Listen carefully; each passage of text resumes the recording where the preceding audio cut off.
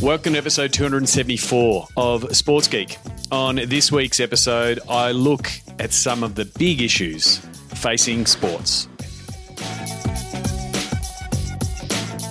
Welcome to Sports Geek, the podcast built for sports digital and sports business professionals. And now, here's your host who is super proud of Gravitas Squad, Sean Callanan. Thanks, DJ Joel. Yes, my name is Sean Callanan from Sports Geek, and thank you very much for joining me on the podcast. You can find the podcast on all good podcasting platforms, and you can also find it at sportsgeekhq.com. As always, you can send me an email, Sean at sportsgeekhq.com, or reach me on social media at Sean Callanan.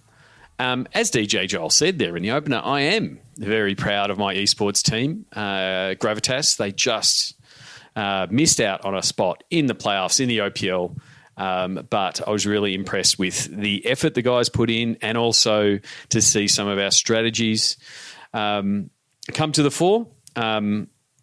As far as running with a bigger squad, not running with a team house, adapting to the challenges presented by COVID-19 and playing the games online and not going into the studio. And then also in the last 2 weeks, presenting the Gravitas cast, where I was actually commentating and presenting the esports games, our games, to a wider audience. I'll share some of those links in the notes. I'll only share the games that we won, but yeah, have a watch back of the game where Gravitas beat Pentanet. I think it's actually a really good episode, but a really good way of learning League of Legends and just get a bit of an insight into why I think there is an opportunity there, and then also why more people will start watching it over time. So if you want to learn a bit of esports, check that out. Before I get into this episode, don't forget you can support all of our efforts in the podcasting newsletter and now Zoom call space by going to our Patreon campaign, sportsgeekhq.com/Patreon. And really appreciate your support. Helps pay for the cost of this podcast and the hosting. And everything that's required around it. I really do appreciate all the support we've got so far. There's multiple ways you can do it. You can be a personal supporter for as little as $4 a month. Or if you're a business that wants to reach and connect with my audience, you can do so being a silver or gold supporter. So I guess first things first, thank you very much for the response from episode 273, where I looked at how I believe sports will bounce back from COVID-19. I did that podcast sort of not knowing what the future was ahead, and I don't have any clear answers right now, to be honest. I haven't obviously done a couple of podcasts over the last couple of weeks, and I'm happy to share the reasons why. The main thing is most of my podcasts are talking to people in the industry about some of the cool things that they're doing and about their careers. And it's completely understandable that people don't want to get on a podcast and talk about how awesome their job is and what they're doing when potentially they're not working, or their colleagues aren't working, or they're uncertain of their future. So I will start the podcast up again and interviews up again, but once people are comfortable with it. So in the meantime, the podcast is going to take a little bit of a shift, a bit of a pivot. It's going to be adaptable. It's going to be nimble, agile, what we all need to be. So what's next? I will be doing some interviews, talking about the issues that we are currently facing, but also talking about their careers and I guess taking your mind off it and trying to have that long view. I'm going to be working on the Sports Geek Amplify series with a couple of partners and technology partners and solutions that we can sort of go into that deep dive on what the new normal might look like, what some of the solutions we might look at, what are things we should be thinking of from an innovation point of view, how can we do things differently. So I'm really looking forward to that series as a podcast. And then also I'm doing a few other things around the Sports Biz Zoom calls. If you have not jumped onto one of those, please do so. Go to sportsgeekhq.com/Zoom calls. and that pretty much is, a curated discussion with people around the world on the topics that are facing us now and also what we're trying to look at. So really happy that I've had some really strong support from people who've been on the podcast, former guests, listeners, and people just looking to improve themselves and come up with different solutions. And some of it's at pro team level, some of it is at participation level, at grassroots. So really wide and varied discussions. So it really does, fill my energy meter, those kind of sessions. So I'd love you to be involved. And additionally, if you are someone that is currently stood down or out of work because of what we're going through, we have got the Sports Business Rockstars Registry. As I said in the podcast, 273, the COVID-19 podcast, we don't know what the new world's going to look like. And we also don't know how the new world's going to be resourced. So if you want to help people or look for new opportunities or connect with some cool people, that's what the Sports Business Rockstars Registry is. Put your details in, connect with the other people on the list, come to the Sports Biz Zoom calls, make genuine connections with people.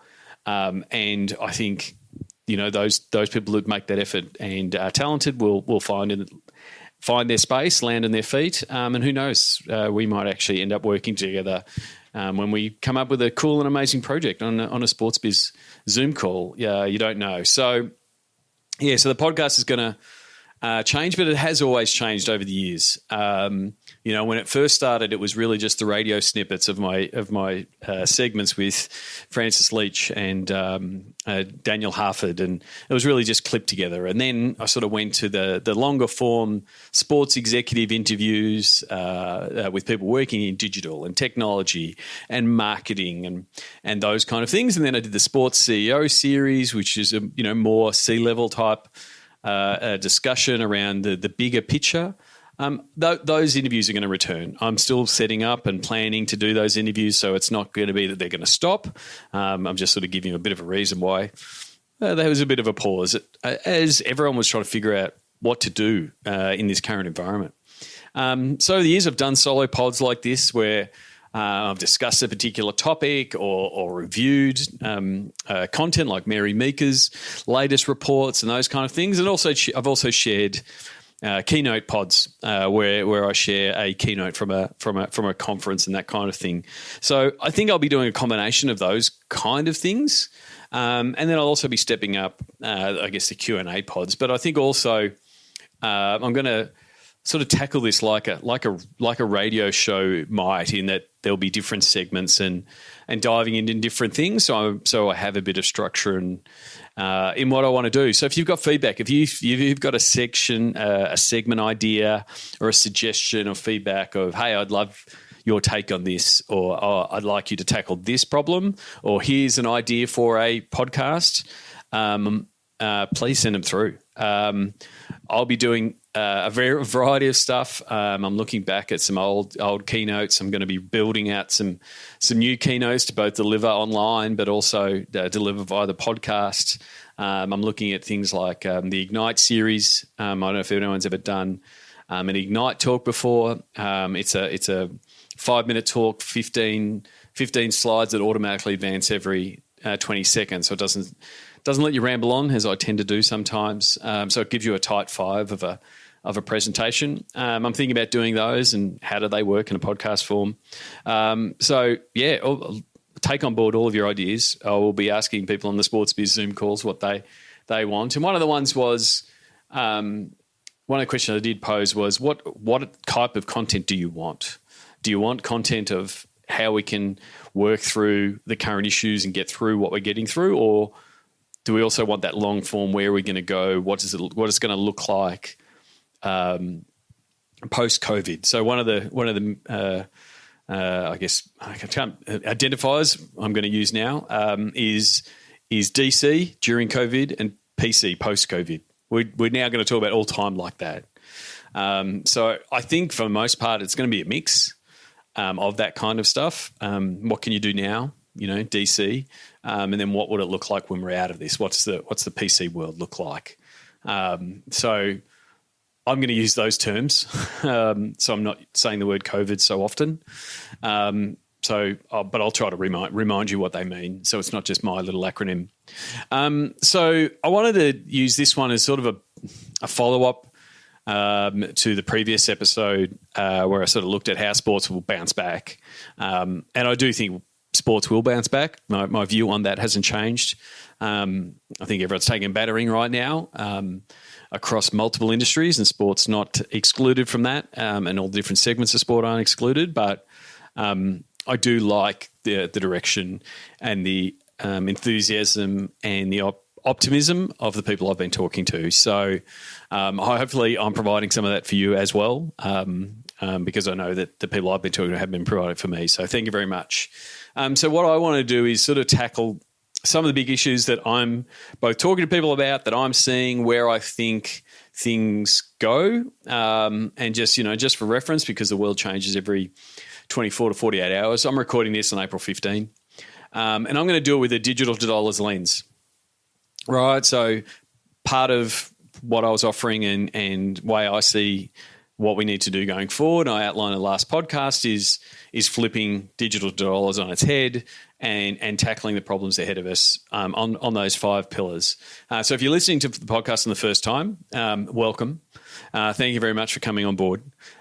Digital to dollars is our process to help sports teams, leagues, athletes best understand what their digital audience is, what the content they're producing is, and how to make money from it. Digital to dollars is a straightforward piece. The 5 pillars are: know your audience, know your content, know your distribution, know your value, and know your pitch.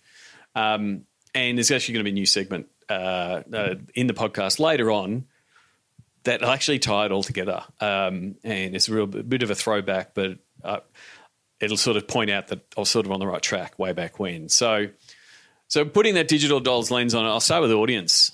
And so, so it really gets down to, what do you know about your audience right now? Are there any gaps? And can we use this time right now to fill some of those gaps? How can we capture more data and understand our fans better than we currently do? And then the other part of this piece is, and I think that's the first one that's very vital. Like, everyone is bored doing things at home. Too many people are doing those social games on Facebook less than 18 months after Cambridge Analytica. Stumbling my words there. They're doing all those social games, telling everyone what their favourite colour is and where they went to school and their favourite album, which is giving up a lot of data. And people have forgotten. But there's a really good time now to do, I'm not saying harvest your fans' data, but to run competitions and ask your fans more and engage with them, because they want to be engaged.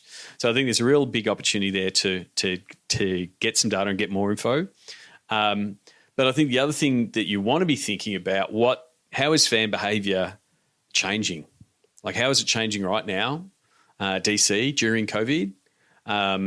People are ordering online more, becoming more comfortable with ordering online. They're finding new entertainment options online. They're exercising without the help of clubs and sports. So their behaviours are changing, and it will change over time. And then what do we think, and this is where you've got to try to predict, and this is part of asking your fans, what will the fan behaviour be like post-COVID? Like, again, early on, everyone's going, I can't wait to go back to footy. I can't wait to get to an NBA game. Bring on the playoffs. I want to be there. And now already the research is starting to come through as people are getting more information around the virus and the safety and social distancing and what does it look like. There's actual fear, and there's people going, I don't know if I want to be in a stadium with 30,000 people or 10,000 people. Is it safe? So I think understanding that and the comms that's going to be needed around that to address it and to make sure it's okay for fans and to alleviate those fears, I think it'll be really important on the stadium side of things for them to be really ahead of that comms. So really diving in as best you can in understanding that fan behaviour. And then I think the other one is the one that we're doing now is, how do you engage the fans that are at home? They've been long neglected. We've always focused on the fans in the stadiums. I'm always about getting the cheeks in the seats. but 99% of fans aren't in the stadium. And at the moment, it's 100%. So how are we developing a way to better connect with them, better engage with them, better transact with them? So that's what I'd be looking at from a they're the things that come up when I say, when I think audience and think the audience pillar around what are the big issues right now. On the content one, and, talking to my digital tribe, the people that are trying to produce content and engage fans when there's no content. And it's like the worst off-season ever. And everyone's in the off-season. Like, we're all in the off-season together. And the question that I would be asking every day, every time I hit the post button or the tweet button or the schedule button is why? Why are you posting it? What's the outcome you want? And it's probably now more than ever. Like, they're the first three questions asked in every content review. Why? But it's almost more important now, because I think there is this like a mild panic, or is probably too strong, but like this pressure of we've got to engage the fans. The fans wanted games and they're not on, and we've got to talk to them. And it's a bit of a virtuous cycle. Resources are at a premium. In some cases, there's less people because people are not working and they've been stood down. So the content should be even more precious. Like, you should not be wasting your resources' time to go, we've got to put out a post every day. Why? What's the outcome of it? And so have that outcome. And it does point back to the audience piece. We need to we're going to put this content out. Why? Oh, we're going to put this content out to see if this audience is engaged, or to see if they actually like this. Oh, we never tested this before because we had so much real life content from games. We never did it. So that's why we're doing it, and we're going to see if it works. And it might be, how many people can we get to view this video? Or how many people can we get to engage with this? Those kind of things. Like, that's the why. It doesn't have to be how many emails we're going to get or what are the impressions we can get for a sponsor, but like have that real, like, make sure everything you're doing is meaningful. And then the outcome will come from that, because if you give yourself the permission to produce that type of content and do it for a reason, then you can find something you're like, oh, we didn't realize that our fans wanted that type of content. That is now valuable. Cool, that's valuable. That's new. That's new inventory. We can go back. That can be used as a make good. That can be used to partner. So, yeah, I ask digital staff a lot, why? And I think it's even more important now, just so you don't just end up getting on the content treadmill. Like, we don't want to hit on the punch card clock of content. I love Steal with Pride. I love taking something and adapting it. And that's happening a lot. There's only so many quarantine houses we can all agree we're going to be part of. So, like, they're effectively, their tactics, but just slow down a little bit, and just give it a bit more thought, and don't just go for this is the quick and easy, the sugar hit, I guess, is what some of the social content might be. But ask yourself why, but ask your team why, and start diving in and learning more about your fans via your content. From a distribution point of view, I think the main thing is this highlights now more than ever to own your own channels. So when I talk distribution, a lot of it does focus on the social media strategy. What is your strategy for all the platforms? How are you going to go about posting on all these platforms? That is still the case. So you're still, I'm not saying abandon, Facebook and Twitter and Instagram and the like. But again, put some more effort and focus in to a really key distribution channel, your own channels, which is your email list, your SMS list potentially, or your own channels, whether they be your app or OTT solution. And the more fans you can get on those solutions, it's far easier to communicate. You're not checking an algorithm when you're sending an email. You're not checking an algorithm when you're sending a text. So again, what are the ways that you can develop a better method, a better funnel to go from fan loved that video, fan went to website, fan clicked on tweet, fan double tapped Instagram to let's get them in the database. Let's start understanding and talking to them at a one-to-one level. So from a distribution point of view, everything that I'm doing, both DC and post PC, post-COVID, is how do we improve and increase our database size and our CRM, and both from a depth point of view, how much data are we getting, and a breadth point of view. So more records and more info on each record is what I'm trying to say. From the value pillar, this is one of two MVPs. They're both not good. They're both not the same, I should say. So the MVP here in the value pillar is most volatile pillar, right? Trying to put a valuation on social assets, on digital assets, is really tough right now. Digital consumption is up. Normally that's great, right? More impressions, but it's up across the board everywhere. Right? More people are streaming, more people are watching Twitch streams, more people are watching YouTube, more people are watching Netflix. And more people are listening to radio. But what's not happening and what's not increasing with that is the ad dollars in advertising to those platforms, because so many markets and so many industries have been affected by this pandemic. So the ad market is crashing. So the value of TVs and pre-roll and all that are really crashing. So the pitch of saying, well, this is what we think. Our rate card says our Facebook post is worth this. Our rate card says an Instagram post is worth this. Our rate card says an Instagram story mention on our game day is worth this. Is a tougher story to sell, right? Because brand awareness is not something that businesses are out there looking for right now. To a certain degree, the logo slap and cool, it's there. Are you happy with that? Look how many times your logo was on socials. Is almost dead. Like, it's been accelerated. To mine, it was dying way before 6 weeks ago. But it's really tough now. And so the value now really has to come from the effort you're putting in on your platforms and the connection and engagement you have on your platforms, how well connected you are to your audience, and your IP, and what's the worth of being associated with that. So there's still value there, but it's got to be far more sophisticated to be able to be justified.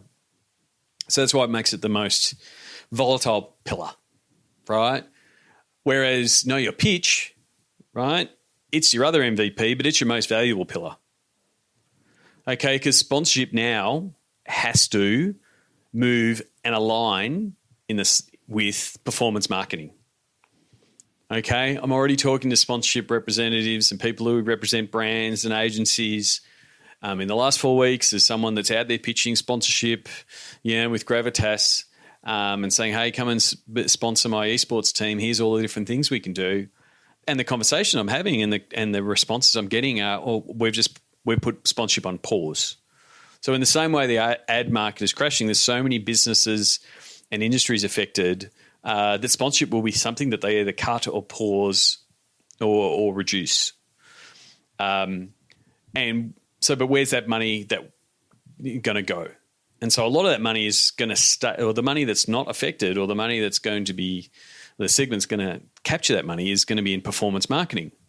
So performance marketing is online and digital that can be tracked to an nth degree. So running your own Facebook capture campaigns, Google AdWords, those kind of things that insurance provider, a ticket seller, anybody can track. I know how much money I gave to Google or Facebook or a digital agency, and they can tell me and show me the conversions and show me how much return I got.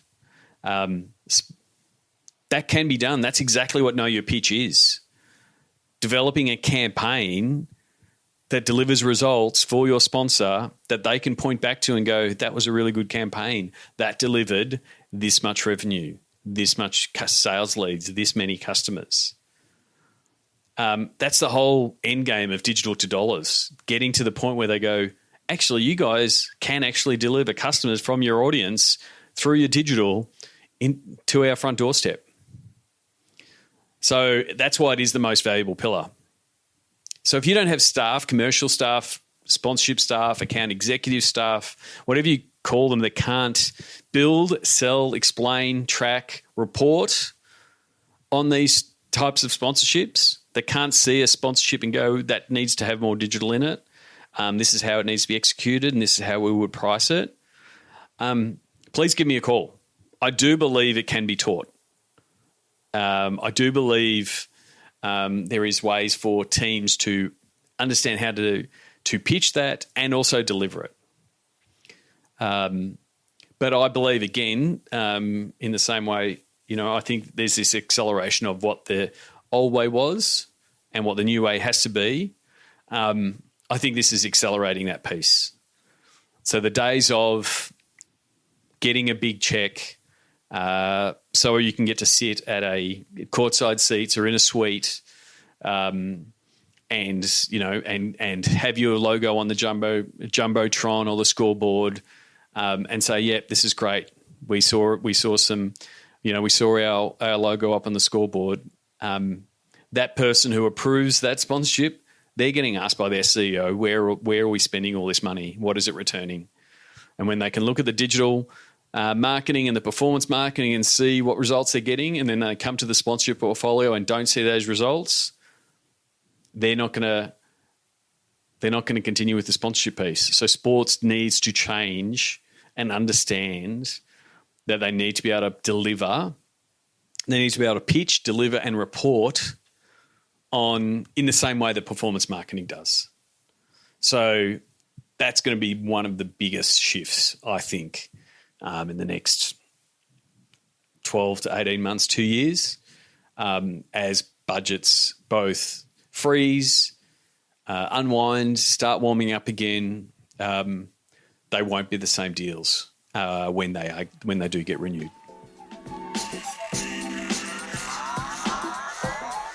We'd love your support on our Patreon campaign. Go to sportsgeekhq.com/Patreon. Find out more about SportsGeek's Digital to Dollars process at digitaltodollars.com. Okay, now I'm going to try some of these new segments. This segment is going to be called One Slide, 2 Minutes. And so what I'm going to do is find one of my old slides from a presentation or a deck or a workshop or a speech or someone else's slide, whether it's a Mary Meeker slide or an industry slide that gets shared. And I'm going to present it or represent it for the world at 2020. So I'm going to first intro the slide and then I'm going to start the clock. So James, if you can start the ticking clock or something in the background, giving my production notes during the podcast, classy. This slide is from my social media workshop presentation in May 2010. This slide is effectively 10 years old. James, start the clock. So I will share this slide in the show notes. The slide is from a Jets rally in Times Square from a trip in 2010, and it outlines the Sports Geek formula. This was the formula that I was pitching to teams 10 years ago, and it has 6 points.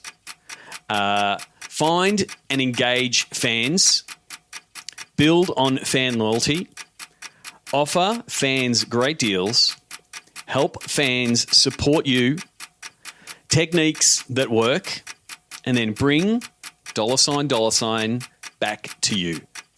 So I look back at that and part of me sort of slaps my I've got a really bad Sports Geek logo. That was the first version of the Sports Geek logo in the bottom left corner. I do remember that Jets rally. It was quite fun to accidentally turn up to it. But the formula itself, this was the formula that was what I was pitching teams when I first got started. And it hasn't changed that much, and it's very similar and aligned to digital to dollars, right? So find and engage fans, that's audience. Right? That's audience. That's build and reach and engage fans. That's understanding your audience.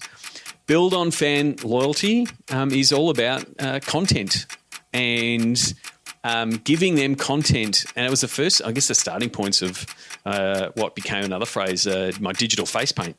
Giving them content that they can share and double tap and show their fandom.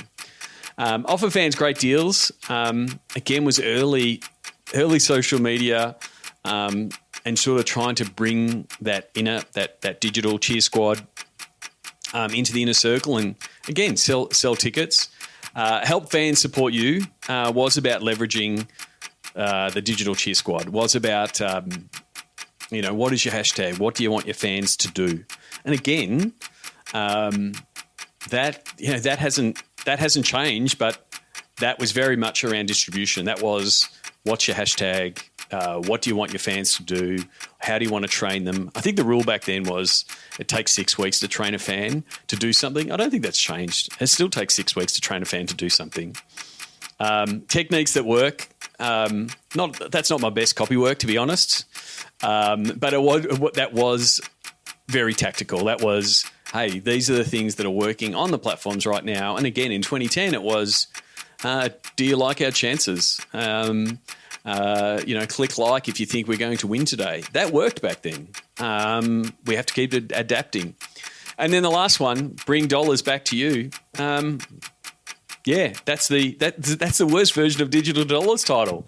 But it all was about how can we build these fan bases and connect with them, and then connect sponsors with what you're trying to do there.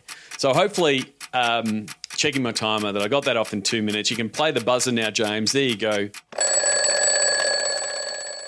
I'm going to keep trying to do that. Go through my Sports Geek presentation archives, find a slide, talk about it, and see what you think. It is interesting going back. Like I said, I shake my head when I look at what my slides look like 10 years ago. I like to think that I have lifted my presentation game, but I also like to think that I was on the right track then. I've just been able to articulate a little bit more now. And another segment that it's the last one I'm going to do. This is not going to be Segment City, but another segment that I'm going to include, in the podcast going forward, is it's going to be. And this is where I will work with James. We'll come up with some nice stings and intros for these. But until that happens, this one's going to be called "Do This Today." This is going to be one tactic that you can implement today that will improve your life. That's it. Not just your digital team, not your clicks, your life. I'm going big. And this one is a personal one for me, that I have seemed to have hit a rhythm in lockdown. And for me, it is morning journaling. So it's called a number of things from different people, morning pages or journaling. A lot of writers do it where you just you open up your journal at the start of the day and you just start writing. It's not meant to be a memoir or an autobiography. It literally is just your thoughts, getting your thoughts out on paper, your thoughts, your fears, what are you thinking, what you're trying to do. And it's something that I've probably done for the last 3 to 4 years, off and on. Have stretches where I do a lot of it, and then I get busy and life gets in the way and it doesn't happen. And I've been using an app called Habits. It's an Android app that allows you to tick off that you did it as a daily habit. And journaling's always been there. And I think it was, 2 months ago or a couple of months ago, I realized that I'd get to one thing. I'd do it during the week, no worries. Monday to Friday, have my coffee, and I'll be in a coffee shop when I used to be able to, and I just write down the things. And sometimes it would be really functional.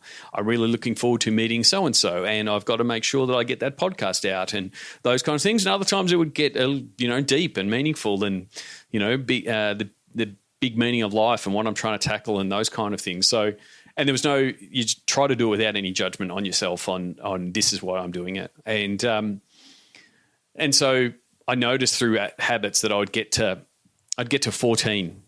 So I'd do it. Like weekends were always tough because you'd do something, your routine would be a little bit different on a weekend. So you'd forget it and then I forgot. And so I noticed that I'd had a couple of streaks of 14 where I'd break and Sunday I wouldn't do it. And then I'd start again and do another 14, 2 weeks straight. So I said, look, I've just got to break through that 14. And so I'm now at checking my habits app 65. So I've done it for 65 days straight now, and I just passed 100 journal days for the year. So it's a habit, right? I'm now doing it every day. Now some days I'm not feeling it as much as others. Some days I have done it later in the day. I haven't done it this morning, but it's a bit of now I've got to keep the streak alive. I think it's a productivity hack. I'm probably going a bit off topic now. It is a productivity hack for Jerry Seinfeld. He has the same technique to write a joke every day, and he marks it off in his calendar with an X. And to him, once he starts that chain, he doesn't want to break it. And that's where I'm at now, 63 days in. I'm like, I don't want this to be the day that I don't journal. So first of all, you can be compulsive, but it's not, and get to 65 days. I don't think I'm that yet, because I have been doing it for almost 3 years and I've only hit a real significant streak now. But it's worth doing. So whether you do it 3 times a week and off and on, it's just a good way of getting you unstuck. And so this is a period where everyone's getting stuck. It's part of the reason, I haven't done a podcast for a couple of weeks because everyone's stuck. I'm stuck. Everyone's stuck. We're trying to figure it out. So that has helped. So if you're a morning journalist, a journal person, let me know. Love to your tips and those kind of things. If you want to give it a go, if you've got a question, please hit me up. If you think this is a terrible idea for all segments, please let me know. I really am going to be driven by you, the listeners. If you say you want me to do something in particular, whether it's a particular segment or a question, please send me an email. Let me know I'm on the right track. I love podcasting, but it's a real solo pursuit. You get your occasional LinkedIn message when someone connects and says, I listen to the podcast. And then you get the occasional in-person when you meet someone in real life. And then you realise that they listen to the podcast. I'm not doing any of that at the minute. We're all in lockdown, and hopefully you are safe with your family. So, send me a message if you're listening to the podcast. But if you want me to dive deeper, if I've only scratched the surface of a topic and I've skimmed over something and I want to know more about that, or can you dive a bit? Let me know. So that's it for this episode. As always, I've still got the big buttons on the front page of Sports Geek website, sportsgeekhq.com. If you're interested in the Sports Geek Amplify series, if you're a business that want to help sports on the other side, PC, post-COVID, reach out to me. I'd love to talk about the Sports Geek Amplify series and what we're planning to do there. If you are a sports business rock star, which if you're listening to this podcast, you obviously are, and you are looking to connect with other people, looking for a job, looking to work, looking to help people while you're stood down, those kind of things, go to sportsgeekhq.com, put your details in there, connect with some of the people that are already on that list. Thank you to those who have signed up already. Some really good people there.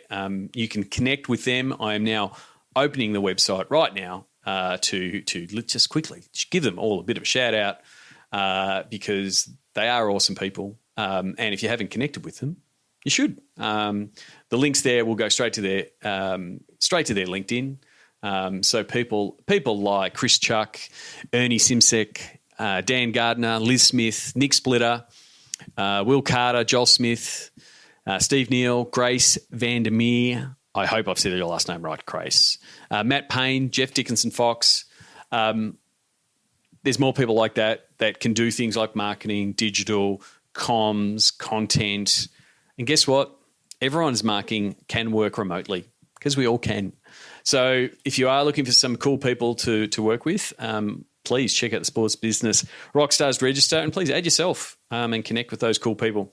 Until next time, if you want, I would really appreciate if you checked out our Patreon campaign, sportsgeekhq.com/Patreon. That will help support all things we do in the podcast space, newsletter space, and now in the Zoom call space. Please jump on one of our Zoom calls, sportsgeekhq.com/Zoom calls. I think that is enough URLs for one episode. Until next episode, my name is Sean Callanan, and you've been listening to Sports Geek. Join Sports Geek Nation access to exclusive Slack and Facebook groups with regular Q&A sessions with Sean Callanan. Go to sportsgeeknation.com to join. Got a question for Sean? Send it in for our Sports Geek Q&A series. Go to sportsgeekhq.com/questions. Go to sportsgeekhq.com for more sports digital marketing resources.